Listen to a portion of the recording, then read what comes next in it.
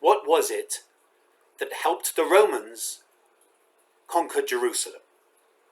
How was it that with so many Jews in the city, that the Romans from outside were able to take the city and ultimately destroy the Second Temple? The answer, which we know from internal Jewish sources and also from external sources, was division amongst the Jewish people. There were differing factions, the Essenes, the Pharisees, the Zealots, and others. And those differing factions had totally differing visions. And when it came to the external threats, they had totally different understandings of how to fight them. And because they were not coordinated, the threat was able to overwhelm them. I think this is really relevant today, especially after an attempted attack on 2 Jewish institutions in Albuquerque, only 60 or so miles away. Because for too long, the local Jewish community has been split into differing groups. I'm a Zionist, I'm an anti-Zionist, I believe this, I believe that. There's too much division. And while we try to give everyone an opportunity, a platform to share their thoughts, and we want to make sure that everyone can be heard, at the same time, there needs to be unity. There needs to be a coming together. There needs to be an understanding that all the internal politics, all the internal difficulties are irrelevant when it comes to the external threat. And there is a threat. And we have to be very real with that threat. The golden age of Jews in America is possibly coming to an end.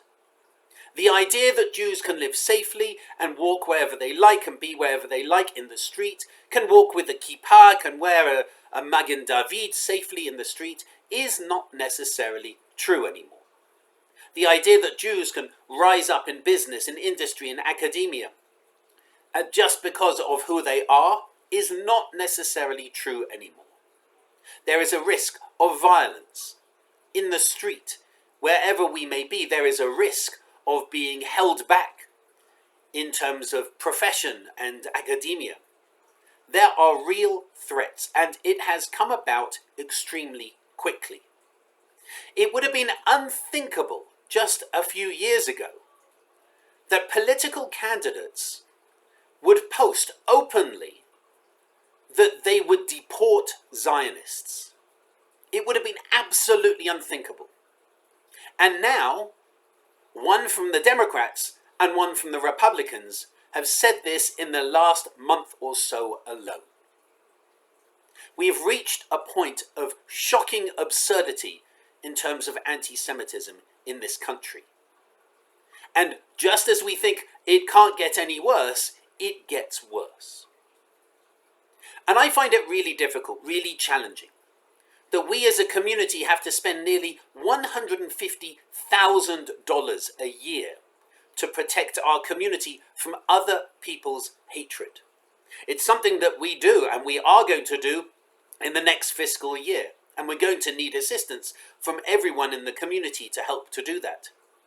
It's not fair that we have to spend that much money to protect ourselves from other people's hate when other faith communities don't have to do that. It's not fair that we have to respond to things in media, that we have to intervene, that I have to go into the public schools and say, you have racism training, you have homophobia training, you have all these different forms of training, and yet you don't have any training against anti-Semitism. Why? And then they turn around and say, all those trainings are absolutely important and mandatory, but if we do anti-Semitism training, we'll make it voluntary. It's not fair. It's not fair that we can be shouted at in the street. It's not fair that we can be shut out from online groups, as I have been. Shut out from online groups for expressing even the vaguest support for a two-state solution or the possibility that Israel should continue to exist. It's not fair, and yet that's the reality in which we find ourselves. I used to think, when I was in England, I used to think that British jury had it hard and American jury had it easy. Because I would say American Jewry has all the resources, it has all the money, it has all the different communities, it has all the conferences, it has everything, they've got it easy. But that's not true at all. In fact, I used to think that was frontline Judaism. The reality is, wherever Jews are in the world is frontline Judaism.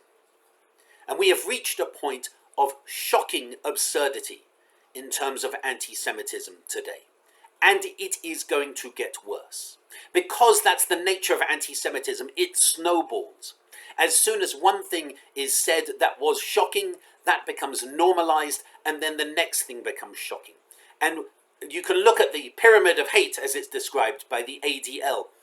Very quickly, we move from words to actions.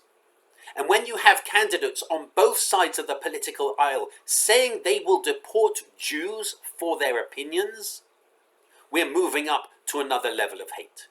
And you can say, yes, well, that person didn't get elected, but they got a lot of votes. And that should scare us.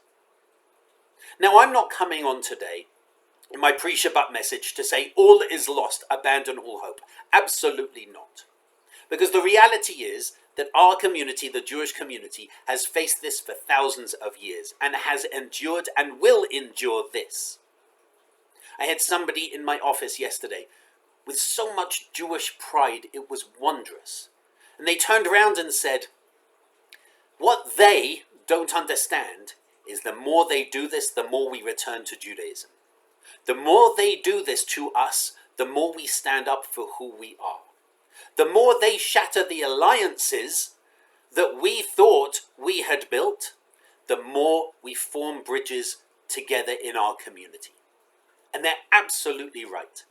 And that's what we need to do now. What we need to do in Santa Fe and in Temple Beth Shalom is form the strongest connections possible right now. Because the world has gone absolutely mushuga. It's gone totally crazy. The people we thought we could trust outside, many of them now, we know we cannot trust. People we thought, friends, politicians, business leaders, NGO leaders, individuals, even bizarrely, charities that have nothing to do with Israel, Palestine, or anything like that, environmental groups turning around and making comments about Israel or Israel, Palestine, and so on. It's become shocking. We must not lose hope here. We cannot lose hope. We cannot afford to. We cannot let our Judaism and the Judaism of our children be defined by the hatred of others. We cannot give up. What we have to do instead is turn around and stand strong. We have to return to community. We have to get involved more. We have to connect to each other more. I joined a group recently called Politically Orphaned Jews online. I've never seen such dialogue before. People from the left saying their party has abandoned them. People on the right saying, you think that's bad? You think that that's anti-Semitism? Actually, the anti-Semitism we're seeing in our groups is just as terrible. It's very difficult, I know, especially in Reform Judaism, when we're so politically active, to suddenly feel so politically orphaned, as an increasing number of Jews, including in our community, are feeling, literally sharing with me, that they're becoming independent voters and so on. There is a sense of unease, a sense of we thought we stood on solid ground. We thought we had built foundations, firm foundations of relationship. And instead, that's been taken out from under us in a matter of months. And so we have to return to community. We have to return to each other. And we, as well as investing very strongly, again, continuing to invest on security measures, the most up-to-date security measures. As well as doing that, we are going to continue to invest in community, in bringing members of the Jewish community and their families together, bringing people together to connect, because this is a scary time. Kol ha'ulam kulo geshet sa ma'od, v'ha'ikar lo lefachek klal. The whole world is a very narrow bridge, but what's most important is not to be afraid, said Rabbi Nachman of Bratslav. Someone at our Tikkun Leil Shavuot said, no, it's appropriate to be afraid. It's healthy to be afraid. It's okay to be afraid. It's understandable. At the same time, we can't live in fear. We can't let our fear control us. We can't let our fear determine who we are. We can't let it make us shy away from our Judaism. If it is to determine who we are, it has to be dafka in opposition. That we turn around and say, they want us to be afraid to gather. They want us to not be strong and proud. And so we are deliberately going to do that.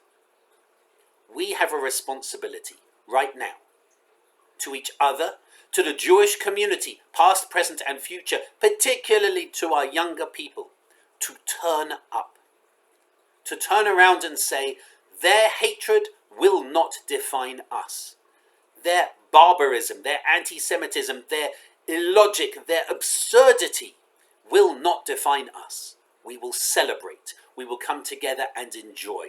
Just as, for example, last night in our inaugural meeting of Under the Red Tent, loads of women in our community gathered together in celebration of their identity. And I hear it was wonderful. We are going to do much more of this, much more connecting people together.